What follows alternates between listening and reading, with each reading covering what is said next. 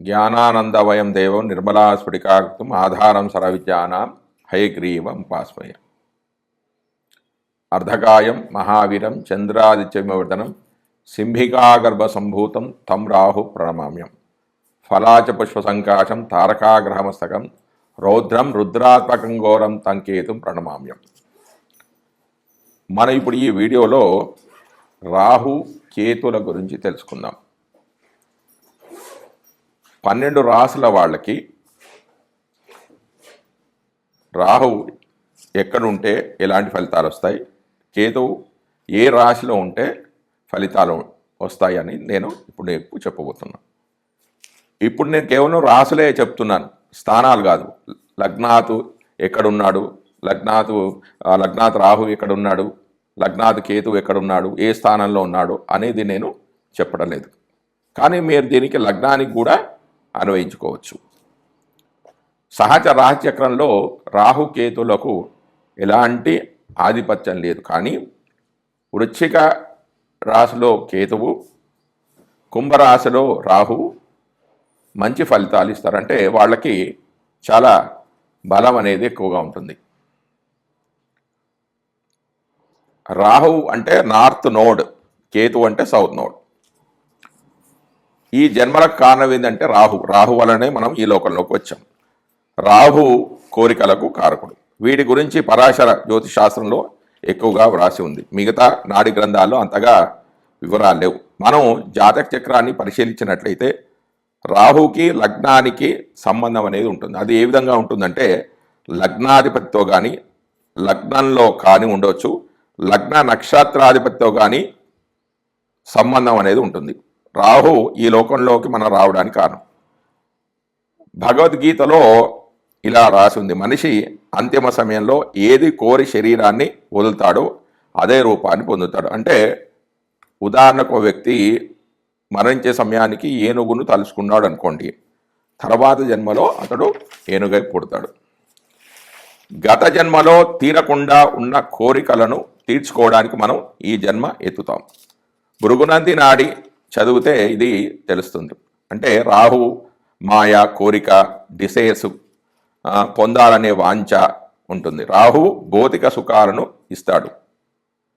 కొందరు దృష్టిలో ఏంటంటే ఏం చెప్తారంటే మంచి కర్మలు చేస్తే జన్మ రాదు, చెడు కర్మలు చేస్తేనే జన్మ ఎత్తుతారు అని అంటారు. కానీ అది తప్పు. మంచి పనులు చేసినా చెడ్డ పనులు చేసినా జన్మ అనేది తప్పనిసరి. మంచి పనులు చేస్తే ఆ పుణ్య ఫలితాన్ని అనుభవించడానికి జన్మ ఎత్తుతారు, చెడు చేస్తే ఆ పాప ఫలాన్ని అనుభవించడానికి జన్మ ఎత్తుతారు. Rahu is a unfulfilled desire. Rahu is after association with agami karma. అంటే రాహు అంటే మనం ఈ జన్మ చెయ్యాలి, ఈ జన్మలో చెయ్యాలి అనుకుంటున్న కర్మ, అంటే తీరని కోరికలు. రాహు పురాతనమైన కర్మ కాదు, మనం చెయ్యాలి అనుకుంటున్న కర్మ. రాహు ఈజ్ ఎ ఫ్యూచర్ కర్మ. అది ఎలా తెలుస్తుంది అంటే రాహు ఏ రాశిలో ఉన్నాడో, రాహు ఏ ఇంట ఉన్నాడో దానిని బట్టి ఆ వ్యక్తి యొక్క కోరికలు ఏమిటి, ఏమి చేయాలి అనుకుంటున్నాడు, వేటిని చేయడానికి ఇష్టపడడు అనేది తెలుస్తుంది. రాహు ఏ రాశిలో ఉంటాడో ఆ రాశికి సంబంధించిన కోరికలు అనేవి మనిషికి ఉంటాయి, వాటిపైన ఫోకస్ చేసి ఉంటుంది. ఫర్ ఎగ్జాంపుల్ రాహు ఏరిస్ రాశి అంటే మేషరాశిలో ఉన్నాడు అనుకుందాం. మేషరాశి సెల్ఫ్ను చూపిస్తుందంటే ఆ యొక్క వ్యక్తిని గురించి తెలుపుతుంది. స్ట్రాంగ్ డిసైర్స్ అంటే కోరికలు ఉంటాయి. అసంపూర్ణంగా మిగిలిన పనులు పూర్తి చేయడానికి మనం ఈ జన్మ ఎత్తాం.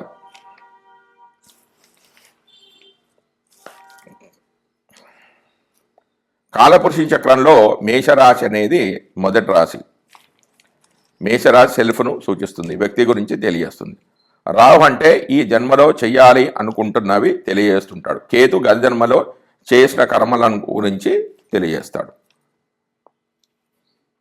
అంటే గత జన్మలో మాస్టర్ డిగ్రీ పొంది ఉంది అంటే కేతు అంటే గత జన్మలో చేసిన లక్షణాలు మన ఈ జన్మలో కూడా ఉన్నాయి, అందులో మనం మాస్టర్ చేసి ఉన్నాం. రాహు అంటే ఈ జన్మలో మనం చేయాలి అనుకున్న పనులు. మరి ఏ పనులు చేయాలి? రాహు పనులు చేయాలి, కేతు పనులు చేయాలి. గత జన్మ నుంచి నేర్చుకొని వచ్చిన పనులు మరియు ఈ జన్మలో మనం కోరుకున్న పనులు, ఈ రెండు చేయాలి. వీటిని సమానత్వం చేయాలి. ఈ నోట్స్ రెండింటిని కూడా బ్యాలెన్స్ చేయాలి. అప్పుడే మోక్ష ప్రాప్తి అనేది మనకు కలుగుతుంది. ఈ రెండు పనులలో ఏదో ఒకటి చేసినా మనకు ఎంప్టీనెస్ అనేది ఉంటుంది. ఏదో కోల్పోయినట్లుగా శూన్యత అనేది ఉంటుంది. ఇక కేతు గురించి తెలుసుకుందాం. కేతు అంటే సౌత్ నోడ్, స్పిరిచువల్ గ్రోత్ను చూపిస్తుంది, ఆధ్యాత్మిక అభివృద్ధిని తెలుపుతుంది. కేతు అంటే గత జన్మలో నేర్చుకొని ఉన్నది, మనలో ఆల్రెడీ ఉన్న లక్షణాలు. ఇవి గత జన్మలోనే నేర్చుకొని ఉన్నాం, అందులో మాస్టర్ డిగ్రీ పొంది ఉన్నాం, గతంలోనే వాటిని అనుభవించి ఉన్నాం, తెలుసుకొని ఉన్నాం. కాబట్టి వాటి పట్ల శ్రద్ధ, ఇష్టత అనేది తక్కువగా ఉంటుంది. Rahu means attachment, Ketu means detachment. Ketu అంటే గత జన్మలోనే నేర్చుకొని ఉన్న వాటిని ఇప్పుడు చేయబుద్ధి కాదు. ఒక పనిని 10 సార్లు చేసి 11వ సార్లు చేయాలంటే బోరు కొడుతుంది కదా. ఎగ్జాంపుల్, ఒక సినిమా 10 సార్లు చూస్తే ఏ విధంగా బోరు కొడుతుందో ఆ విధంగా కేతువు పనులు అంటే హిడెన్ టాలెంట్, వీటిని చేయబుద్ధి కాదు. రాహువు నూతన ఆవిష్కరణలను, ఆ నూతనమైన ఆవిష్కరణలు అంటే ఇష్టం. మరి ఏది ఉత్తమం? రాహు కాదు, కేతు కాదు, రెండింటినీ కూడా బ్యాలెన్స్ అనేది చేయాలి. కేతు అంటే సంచిత కర్మ, అంటే అక్యుములేటెడ్ కర్మ అంట. దీన్ని అక్యుములేటెడ్ కర్మ సూచించింది. మంచి చేయాలా, చెడు చేయాలా అంటే రెండింటిని చేయాలి, రెండింటిని బ్యాలెన్సింగ్ చేయాలి. అప్పుడు అది మోక్ష ప్రాప్తికి కారణమవుతుంది. కానీ మనకు ఫస్ట్ ఏం వస్తాయో అవి చేస్తూ ఉండాలి. కానీ అక్కడి నుంచి మనకు సంతృప్తి అనేది లభించదు. జీన్ థియరీ, శిశువు జన్మించినప్పుడు 50% తండ్రి నుంచి 50% తల్లి నుంచి వస్తాయి, ఆ పోలికలు అనేవి వస్తాయి. మరి వారికి అంటే తండ్రి అంటే సన్, తల్లి అంటే మూన్ అంటే చంద్రుడు, సన్ అంటే రవి, మూన్ అంటే చంద్రుడు.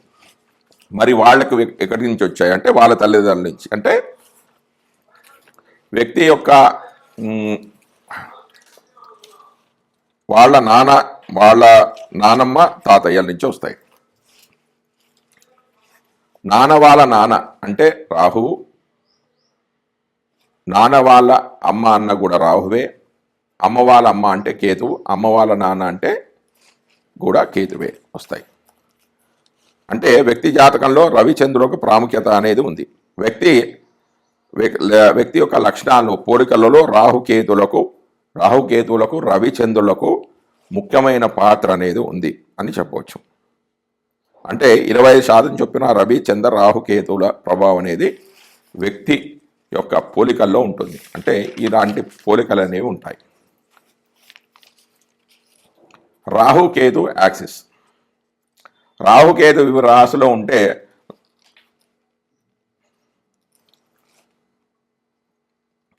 రాహుకేతు వివిధ రాశులలో ఉంటే వారి యొక్క లక్షణాలు తీసుకుంటే వ్యక్తి పోలికలు, అలవాట్లకు కారకుడు. వ్యక్తి పోలికలు, అలవాట్లకు కారకుడు ఎవరంటే కేతు. వ్యక్తిలో పుట్టినప్పటి నుంచి అవి ఉన్నాయి, గత జన్మ నుంచి నేర్చుకొని వచ్చాం. ఒక పిల్లవాడు అదే అలవాటుకు ఒక పని చేస్తున్నాడు అనుకోండి, అది ఎవరు నేర్పించలేదు. ఆ గుణాలు వాడిలో గత జన్మ నుంచే ఉన్నాయి. రాహు ఈ జన్మలో ఏమి చేయాలి, ఏమి నేర్చుకోవాలి అనేది రాహు చెప్తాడు. సరైన కర్మ మోక్ష మార్గాని వైపు తీసుకువెళ్తుంది. ఎంత పేదవాడైతే అంత ఎక్కువ కోరికలు ఉంటాయి, ఎంత ధనవంతుడైతే అంత ఎక్కువగా ఉంటాయి. ఎంత బీదవాడైతే అంత తక్కువగా ఉంటాయి, ఎంత ధనవంతుడైతే అంత ఎక్కువగా ఉంటాయి. డబ్బులు లేవు అనుకున్నప్పుడు డబ్బుల గురించి ఆలోచిస్తాడు. డబ్బులు ఉంటే ఇంకా ఏదో పోయింది అని, ఏదో వెల్తీ అనేది వాళ్ళలో ఉంటుంది. ఇక రాహుకేతులను 2 క్యారెక్టర్స్ అనుకుంటే, Rahu is the character who represent your desires and ambitions in life. ఈ జన్మలో పొందాలి అనుకుంటున్నవి, కోరికలు తీర్చుకోవాలి, లక్ష్యాలు నెరవేర్చుకోవాలి అనుకుంటారు. Ketu on the other hand is the character who representative your past experience. గతంలో నేర్చుకొని వచ్చాం. Now in the story of your life, Rahu can only shine and successful when Ketu has learned all the important lessons is need to learn. ఈ జన్మలోని కోరికలు లక్ష్యాలు ఎప్పుడు నెరవేరుతాయి అంటే గతంలో నేర్చుకొని ఉన్నవి చేస్తూ ఉంటే ఈ జన్మలోని కోరినవన్నీ నెరవేరుతాయి. సంచిత కర్మల నుండే ఆగామి కర్మ అనేది నెరవేరుతూ ఉంటుంది. రాహు తులలో, కేతువు మేషంలో. మేషంలో కేతువు కోపం, చిరాకు, గొడవ పడడం ఉంటాయి. ఇవి గత జన్మలో ఉన్నాయి. ఈ జన్మలో ఈ లక్షణాలు అతనిలో కనిపిస్తూ ఉంటాయి. పొగరు, అహంకారం గత జన్మలో ఈ లక్షణాలు ఉన్నాయి. కుజుడి గుణాలు అన్నీ కూడా ఉన్నాయి. నేను ఇదే కోరుకుంటాను, నాకు ఇదే కావాలి, ఆర్గ్యుమెంటేషన్ చేయడం, కోపం తెచ్చుకోవడం లాంటివి ఉంటాయి. వాద ప్రతివాదాలు, కోపం, గొడవ పడడం లాంటివి చేయడం ద్వారా వ్యక్తుల మధ్య ఉన్న బంధాలు అనేవి తెగిపోతాయి. ఇక్కడ మాస్పేస్ కేతు కాంబినేషన్ కూడా అనుకోవచ్చు. మేషరాశిలో కేతువు నేను నాది అని అనుకుంటూ ఉంటారు. కాలపురుష చక్రంలో మేషరాశి అనేది మొదటి రాశి. వ్యక్తి గురించి అనేది తెలుపుతూ ఉంటుంది. నేను, నాది, నా స్వార్థం అనేది ఉంది. ఇది వదిలి ఇతరుల గురించి ఆలోచించాలి. మాస్ ప్లస్ కేతు అంటే గొడవపడే తత్వం. తులారాశి అనేది బంధాలను, ఇతరులతో ఏర్పడే సంబంధ బాంధవ్యాలను అనేది సూచిస్తూ ఉంటుంది. పాసిబుల్ సొల్యూషన్స్ ఏంటి? ఇచ్చిపుచ్చుకునే విధానంలో సంబంధాలను స్థిరీకరించుకోండి. శ్రద్ధ వహించడం మరియు నియంత్రణ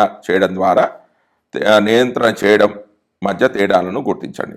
ఇతరుల అవసరాలను తీర్చడం ద్వారా మీ జీవితంలో సమతుల్యతను తీసుకురావడానికి ప్రయత్నించండి. తులలో రాహు సమతుల్యతను తెలుపుతుంది. ప్రతిదీ న్యాయంగా ఉందా లేదా అనేది ఆలోచించి చేయండి. ప్రతిదీ ఉంటుంది. వృషభంలో తుల, మిథునంలో రాహు ఉన్న వాళ్ళకు డబ్బులు అనేవి లభిస్తాయి. తులలో రాహు, తులారాశిపతి శుక్రుడు ప్లస్ రాహు కాంబినేషన్ ఉంటే డబ్బులు అనేవి లభిస్తాయి. వృషభంలో రాహు ఉన్నా కూడా అంటే వృషభ రాశికి అధిపతి కూడా శుక్రుడే కాబట్టి శుక్ర ప్లస్ రాహు ఇలా కాంబినేషన్స్ ఉంటే కూడా అంటే ఆ రాశిలో రాహు ఉంటే కూడా వాళ్ళకి డబ్బు అనేది లభిస్తుంది. తులలో రాహు సమతుల్యత, సామరస్యానికి సంకేతం. జీవితంలో అతను చేపట్టే ప్రతిదానికి ఖచ్చితమైన న్యాయబద్ధమైన ప్రణాళిక ఉండాలి. అంటే ఏది ఆలోచించినా కూడా ఏది మంచి చెడు అనేది బాగా ఆలోచించి పనిచేయాలి. లోతైన ప్రాముఖ్యత అంటే లోతుగా పరిశీలించాలి. ఏదన్నా లోతుగా పరిశీలించి నిర్ణయాలు తీసుకోవాలి. ఈ రాశిలో రాహు ఉండడం వల్ల అభివృద్ధి, సంపద, గౌరవం అనేది లభిస్తాయి. అతను తన కోరికలను కంట్రోల్ చేసుకుంటూ ఉండాలి. తన గురించి కాకుండా ఇతరుల గురించి ఆలోచిస్తూ ఉండాలి. ప్రజలతో మమేకమై తన అహాన్ని పెట్టిన తర్వాత జీవితంలో ఆనందం అనేది వీరికి లభిస్తూ ఉంటుంది. ఇక చేయవలసింది ఏంటి? The native should take the care of the thinking. శరీర సౌందర్యాన్ని మెరుగుపెట్టుకుంటున్నారు. అంటే తుల అనేది వ్యక్తి అందం గురించి సంబంధించింది కాబట్టి అందంగా కనిపించడానికి క్రీమ్స్ అనేది వాడండి, మేకప్ చేసుకోండి, పెడిక్యూర్ చేసుకోండి. తులలో రాహు ఉంటే అందంగా కనిపించడానికి ఏమి చేయాలో అవి చేయండి. పర్ఫ్యూమ్స్ వాడండి, పరిశుభ్రత ఉండండి, హెయిర్ స్టైల్ చేసుకోండి. అందంగా ఉండడానికి ఏమేం చేస్తారో అవన్నీ కూడా చేయండి. కొత్తగా ఫర్నిచర్ అనేది కొనుక్కుంటూ ఉండండి. జై శ్రీమన్నారాయణ.